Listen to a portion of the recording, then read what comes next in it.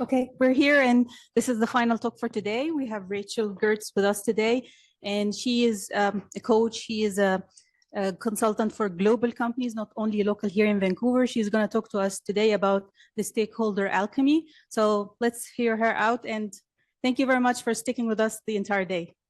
Thanks.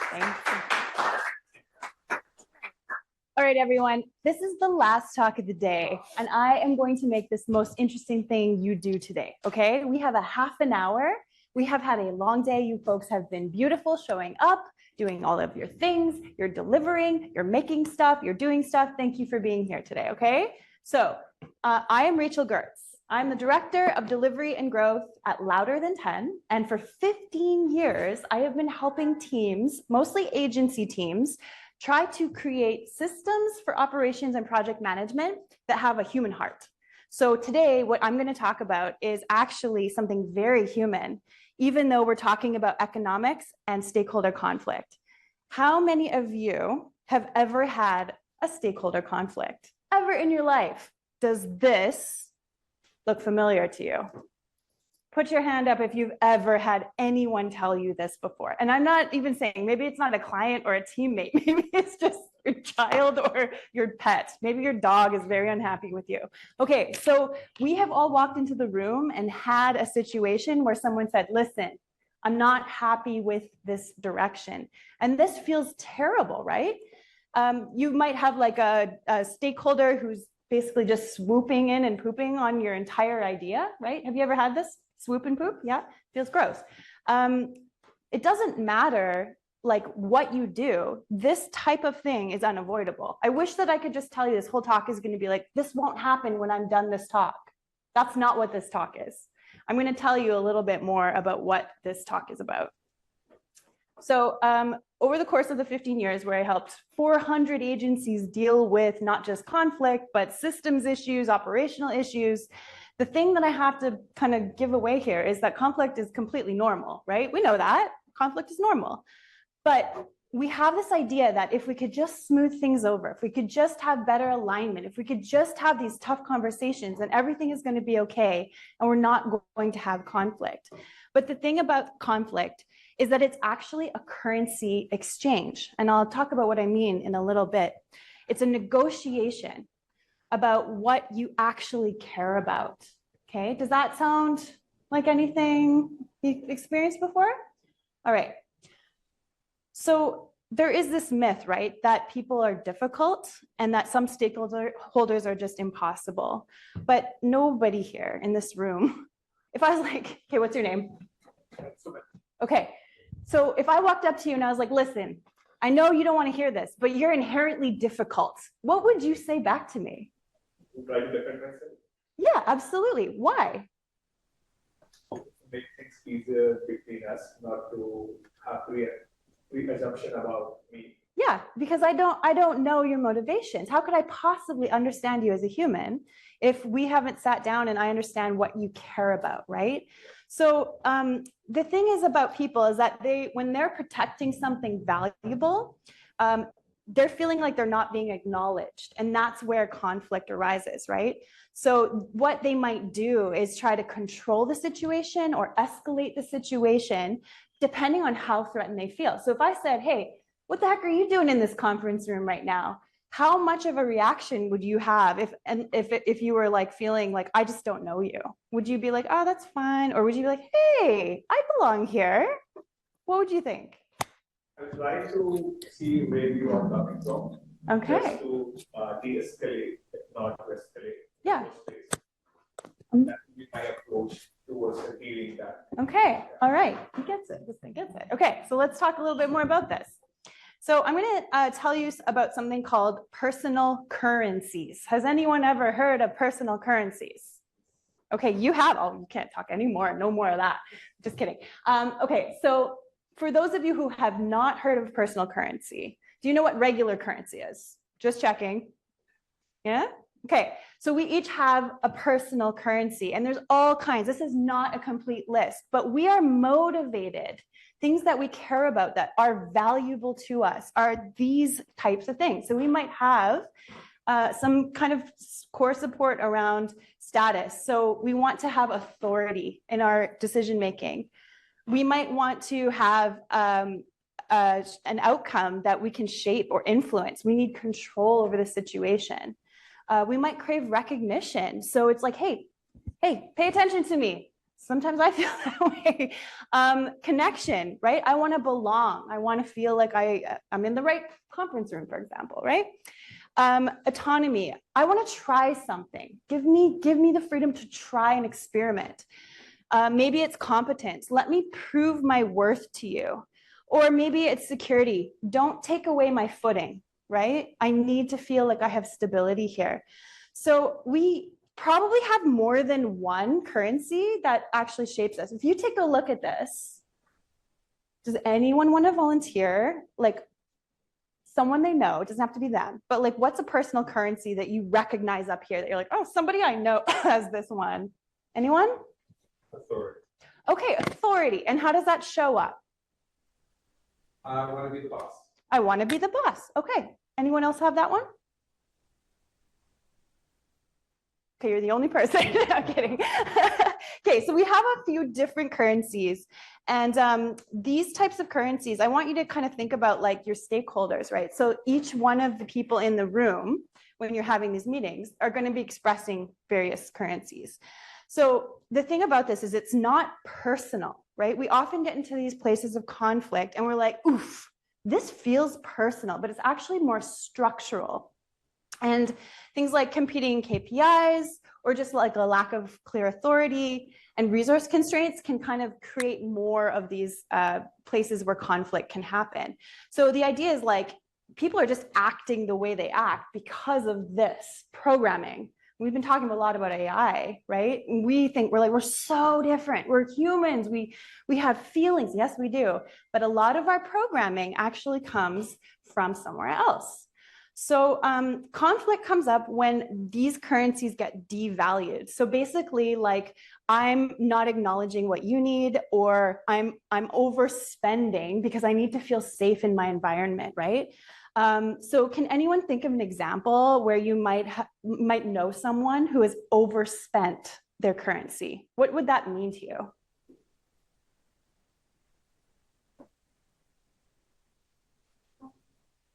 You see the control being overspent. Control. So people kind of like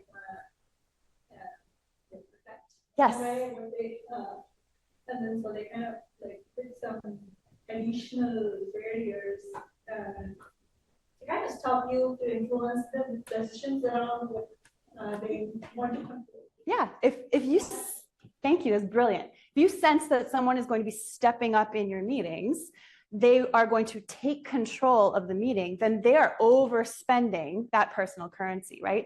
So the more that we can learn about people's currencies, the more we start to understand the dynamic of the conflict so that we can create like a negotiation and an actual balance. And we're going to talk about what that looks like in a sec here. So conflict is actually also rooted in something else. So have you folks, does anyone here love psychology? Any folks here that are like, oh, this is kind of cool. Okay, some psych lovers over here. Okay, cool. So basically, we have programming, like I mentioned, since we were little kids, and the concept of a shadow self. This is like, you know, Sigmund Freud, Carl Jung, like the two dominant like humanist psychologists back in the day. They were like early 1900s. Some of their theories fell out of favor, of course, but some of the stuff that stuck was around shadow. And shadow has a lot to do with the qualities that we might see in other people that annoy us. And you know why they annoy us? Any ideas about why they annoy us? They're true about them or true about us? They're true about us. So what a shadow self is, if you imagine you're like just walking around minding your own business and being like, boy, I hate that guy's shoes. They're ugly. Well, maybe it's not actually about that other guy's shoes, right? Maybe what we're actually experiencing is we're worried that our shoes aren't looking so hot, or will people judge our shoes, right? So we tend to, when we see things in other people that we don't like, we get triggered by that. And if we have not developed the like counterbalance to it, we will react, right? So notice if anyone has any triggers. I know for me, like one of the major ones that comes up is in this one, like everything that irritates us about others can lead us to an understanding of ourselves. So I have a friend who likes to collect shoes, like tons of shoes, but it's the person that like keeps them in the plastic, and then they have like so many and they've spent like hundreds of dollars, and I get so annoyed by it. So in the course of this talk, I had to figure out, well, why does that bother me so much? Like, who cares if they have a lot of shoes that they don't wear? Well, I started doing some digging and I realized that actually underneath all of that, what about it in me is bothering me? There's something about, well, if you're putting the shoes on the shelf, they're not useful. And if they're not useful, then what's the purpose of doing something without usefulness? And then I started to realize, oh, okay, so I'm obviously motivated. My purpose is like, if I'm not being useful, then I'm not actually contributing, right? I have to provide value in that way. So my personal currency might be like usefulness, right? So you can start to uncover clues in yourself. And I'm not going to out any of you. You don't have to tell me what your own personal ones are, but think about what triggers you in other people. Because if you can figure that out and you've got this personal currency stuff, you can understand a lot about other people. And it's going to take you really, really far. So the next thing that I wanted to talk about is, okay, so the shadow self is going to tell us a story, right? So there's kind of two parts to this. The first part is that, and this is great because I actually literally had a conversation with somebody about this yesterday, and they were like, I don't have this. I don't even experience this. And so then we started breaking it apart, but there's two parts to this. Okay, so when we were little, depending on how we were brought up by our caregivers and whether or not both caregivers gave us our physical needs met, emotional needs met, and like mental health or like psychological needs met, that is how we show up in the world. So if we didn't get all of those needs met, we might have this issue where we believe that we're too much. So for example, if we had caregivers or parents that were just like, oh, you're just too much. I can't take it. Like, you need to leave the house. I am doing way too many things. I'm too busy for you. You might develop this feeling of, oh, I guess I'm too much and that my needs are not that valuable. So you might suffer in the shadow parts of yourself with this feeling of shame or rejection or maybe even avoidance. And so you don't want to talk about hard things because they're hard and you feel like you have to shrink. And the other thing is that if you believe that you're like, that you don't have any of these needs, like almost every single one of us is conditioned, not just by our parents or caregivers, but think about how society treats us. Why do we get compelled to buy a new car? Well, it's maybe that we just don't feel like we're enough, or that we feel like we need to get like hair removal because we just have too much, right? There's always this like pressure from society to have to adjust ourselves and change ourselves. So the things that you'll notice for this too much thing is like folks will downplay their needs. They might avoid giving feedback. They might be like a little deferential. So they might be like, oh no, but what do you think, right? Which is great, but to a fault. Can you imagine talking to someone in a meeting and they're like, oh, what do you think? It's like, well, someone needs to have an opinion. They might actually withhold important input so that they're not bothering you, okay? And they might vanish during key decision points and then reappear, but then now they're like, I don't like it. But they didn't tell you during the meeting when you asked. They might feel a lot of guilt or discomfort. And their whole thing is, if I take up too much space, I'll be judged, rejected, or punished, okay? So what these types of folks, and remember, we all usually have one or the other. Sometimes, I'll get to this, we have both. We need a little bit of care, right? So people who have this feeling of you're too much often crave validation. They need to hear, hey, you did a great job. And not just like generally, you did a great job, go team, but like the way that you handled that report was so on point. You made everyone else understand the value of what you did in that meeting, right? They need to know they belong, because if they feel like a lack of belonging, then they also don't feel super safe. And security is another form of that, right? And like, who here in this room, in this world, across the world, where all of these sessions are being beamed down, like doesn't want to feel validation, belonging, and safety and security, right? So we would encourage this way of showing up to give people this stuff. We would be like, okay, well, we invite people and encourage people to show up, but we don't demand that they show up, right? We can't do that.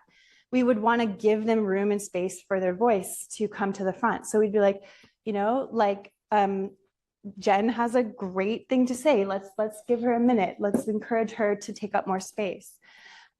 We would want honest input. And then so say that, like, you know what, honesty here is really going to help us move towards what feels good for everybody. And then feedback, it's got to be normalized, right? Do you folks know anybody who like just doesn't feel comfortable giving honest feedback in meetings or after meetings? Anybody here? Yeah. So we want to try to normalize the process. And usually what I say is like, there's a first story, which is, okay, the first story in a situation going off the rails is like, what did you do to make this happen? But that's not what really happened. It's what situation occurred that made this possible for it to happen, right? So it's not the person, it's the process that we have to look at. Oops. I don't know what just happened. Okay. So then the other thing that we need to do, sorry, I'm 2 slides in places here. We can also mirror back our confidence. So just saying things like, your clarity is actually going to help us serve you better. And it's a strength, not a disruption. Now, let's talk about the other wound on the other side of this, right? This is where you might see a few folks that you recognize. So if you grew up and you were in a position where maybe your caregivers were constantly on your butt, they were always giving you grief, or they were like demanding that you needed to be doing more, or the reverse can happen where you actually had to parent them because they just weren't around, or you didn't trust them or whatever. This is the wound of scarcity. This is also about inadequacy or sense of unworthiness. And it tells us that we have to be or do better in order to have value, love, or safety, okay? So this wound might show up like overworking, perfectionism, over-serving our clients, underpricing, and we never experience anything like that, right? This also leads to burnout. So you're going to notice a lot of people on your teams are just going to work so damn hard, they're going to be exhausted, right? And then have you seen this too, turning out in like founder syndrome, where like founders are constantly trying to do more with less, right? Like it's always like, well, how can we like pull back on this and like just like get more done with what we have? And you're like, we can't. We need more resources to make this work, right? The strategy is like a fear of slowing down, right? So it's like, go faster, fail faster, whatever the thing is, right? And this can lead us to like very scattered projects, or just like a total lack of prioritization. You might not be able to figure out what your roadmap looks like for next quarter, because you just have this sense of it's never enough, it's never enough, it's never enough. So the narrative that you're going to hear is, if we just try a little bit harder, you know, just really rally. Can we just rally here and try really, really hard? We'll finally be worthy of success. So one of the things to think about here, right? These folks are craving autonomy, authority, or respect because they didn't feel like they had enough control over their own lives, okay? So what types of roles do you think people who don't have enough autonomy, respect, or authority tend to go into when they grow up? Police work. Maybe police work. Is there anything else they might get this from? Like get a sense of what's that? Politician. Yeah, politicians. Yeah, absolutely. Okay, I want to ask you a very honest question. How many folks here are technical project managers? Okay. Do you get a sense of authority or a sense of autonomy or even respect in the work that you do? Because why? You want to get the things done, so you need to have that authority. Yes. And the thing about project managers is we actually don't have direct authority, right? We can't tell anyone you're fired. We probably wouldn't anyways, but we can't.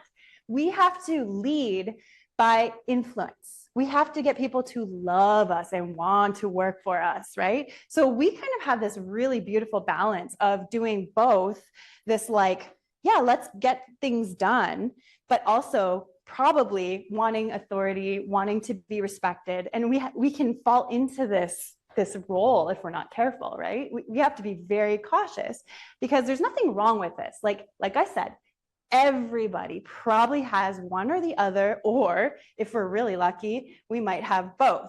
Anyone familiar with attachment theory? Theory of attachment? So anxious, avoidant, or disorganized? Okay, I'm not trying to pathologize anybody here, but just historically, when we experience both this feeling of, I'm too much, I'm not enough, but we experience it at the same time, that means that we might have a very dysregulated state. So if we're going into a meeting where we feel like we're both too much and not enough at the same time, people are going to be like, what's happening? I cannot figure out this person. They're doing this and they're doing this. They're changing their mind. They're being irrational.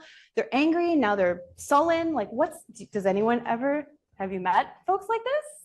Yes, so they may, and I'm not saying they will, but they may have an inability to regulate their nervous systems or their emotions because they're feeling threatened on both sides of the coin, right? So this is pretty serious.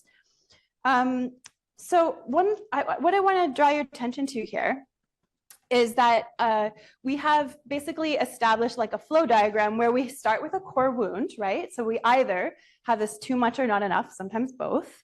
And then we kind of try to make up for that by positioning that energy or that power that we have through our personal currency. So we pick and choose which ones will help us to feel the opposite of what we already feel, which then leads us to react a certain way to the people in our meetings or on our teams, which then has a business impact. And that actually does trickle all the way down to the bottom line.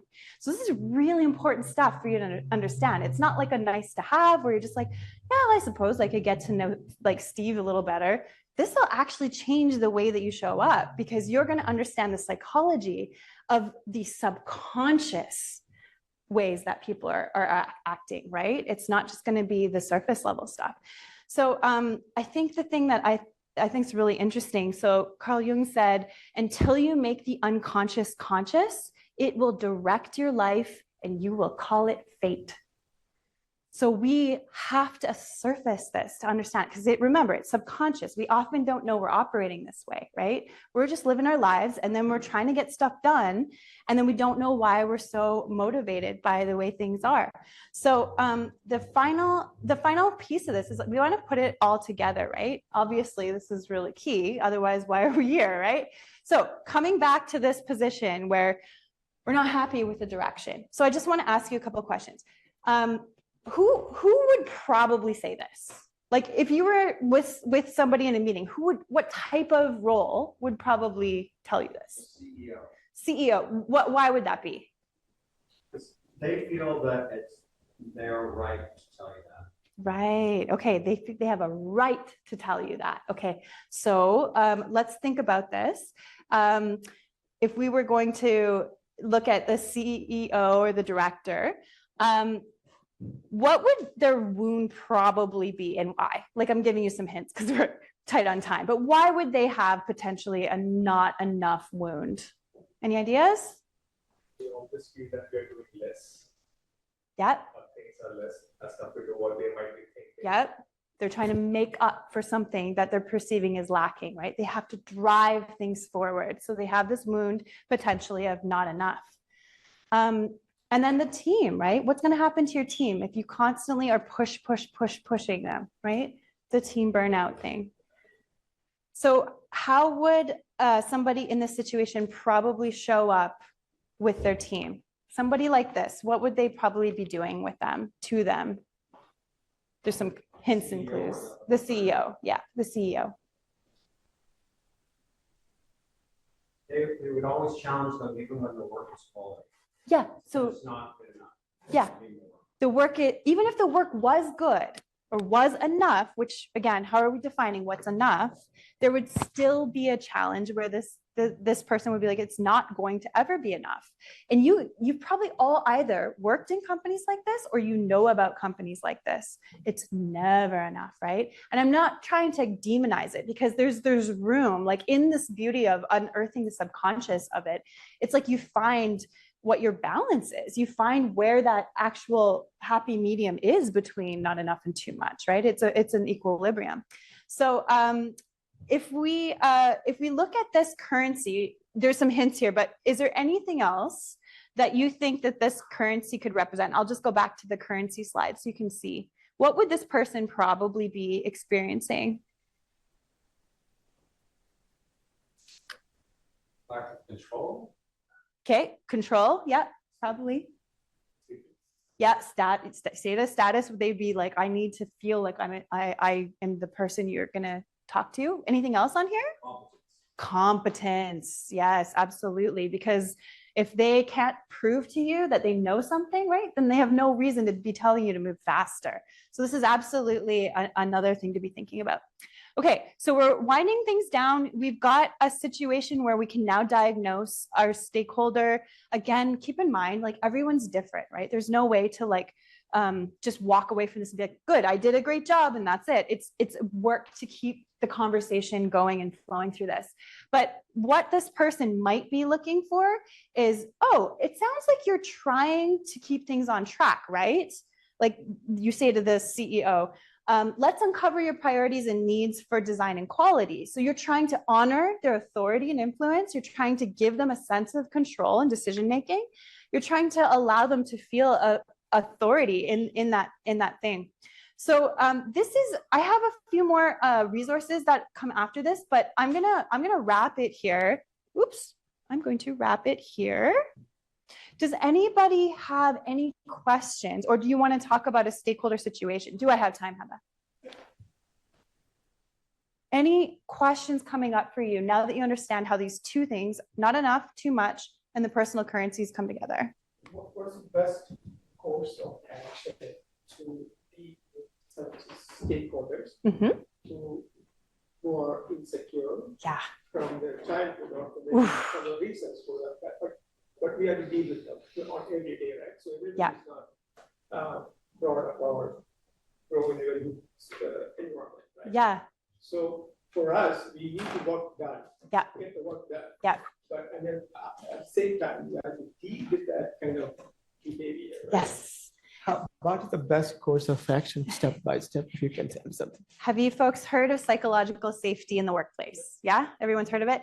It's wild how many environments don't have that, right? So if you feel like you can't speak up and you feel like you can't have these conversations, it's like really tough to work in this environment. So the thing about it is I am always a proponent of all of the people on your team, as much as possible, create the safety to have the candid conversations first with each other, right? Create the unity and the alliance between you and your teammates.